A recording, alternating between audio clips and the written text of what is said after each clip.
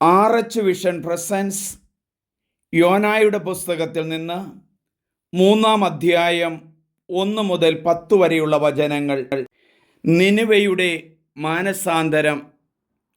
യോനായ്ക്ക് വീണ്ടും കർത്താവിൻ്റെ അരുളപ്പാടുണ്ടായി. എഴുന്നേറ്റു മഹാനഗരമായ നിനിവയിലേക്ക് പോവുക.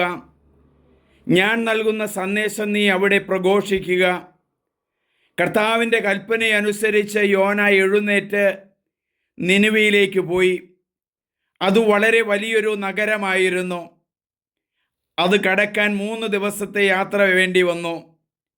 യോന നഗരത്തിൽ കടന്ന് 1 ദിവസത്തെ വഴി നടന്നു. അനന്തരം അവൻ വിളിച്ചു പറഞ്ഞു, 40 ദിവസത്തിനകം നിനിവെ നശിപ്പിക്കപ്പെടും. നിനിവയിലെ ജനങ്ങൾ ദൈവത്തിൽ വിശ്വസിച്ച് അവർ ഒരു ഉപവാസം പ്രഖ്യാപിച്ചു. വലിയവരും ചെറിയവരും ഒന്നുപോലെ ചാക്കൊടുത്തു. ഈ വാർത്ത നിനിവെ രാജാവ് കേട്ടു. അവൻ സിംഹാസനത്തിൽ നിന്ന് എഴുന്നേറ്റ് രാജകീയ വസ്ത്രം മാറ്റി ചാക്കൊടുത്ത് ചാരത്തിലിരുന്നു. അവൻ നിനിവെ മുഴുവൻ ഒരു വിളംബരം പ്രസിദ്ധപ്പെടുത്തി. രാജാവിൻ്റെയും അവൻ്റെ പ്രഭുക്കന്മാരുടെയും കൽപ്പനയാണിത്: മനുഷ്യനോ മൃഗമോ കന്നുകാലിയോ ആടോ ഒന്നും ഭക്ഷിക്കരുത്. അവ മേയുകയോ വെള്ളം കുടിക്കുകയോ അരുത്.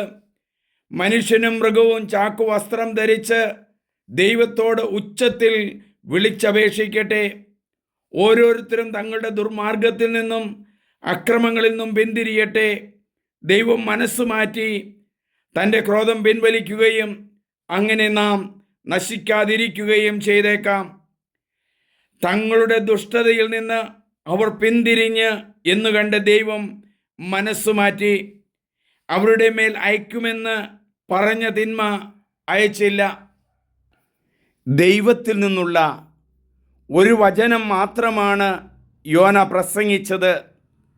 40 ദിവസങ്ങൾക്കുള്ളിൽ നിനിവെ നശിപ്പിക്കപ്പെടും.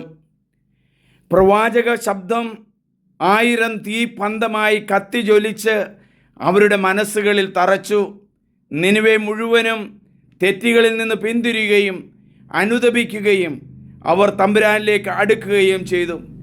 ഇന്നും ദൈവം ഇത് തന്നെയാണ് ചെയ്യുന്നത്. തെറ്റുകളിൽ നിന്ന് പിന്തിരിയുമ്പോൾ ദൈവം നമ്മെ സ്നേഹിക്കുന്നു. ഈ വചനം സ്നേഹമുള്ളവരെ മറ്റുള്ളവർക്ക് നിങ്ങൾ ഷെയർ ചെയ്യണം, സബ്സ്ക്രൈബ് ചെയ്യണം. ദൈവവചനം എല്ലാവരുടെ മനസ്സുകളിലും നല്ല പുഷ്പങ്ങൾ പോലെ വിരിയട്ടെ, സുഗന്ധമാകട്ടെ, നന്മയാകട്ടെ. അതിനായി പ്രത്യേകം പ്രാർത്ഥിക്കുന്നു. ദൈവമേ നന്ദി, ദൈവമേ ആരാധന. Hallelujah, hallelujah.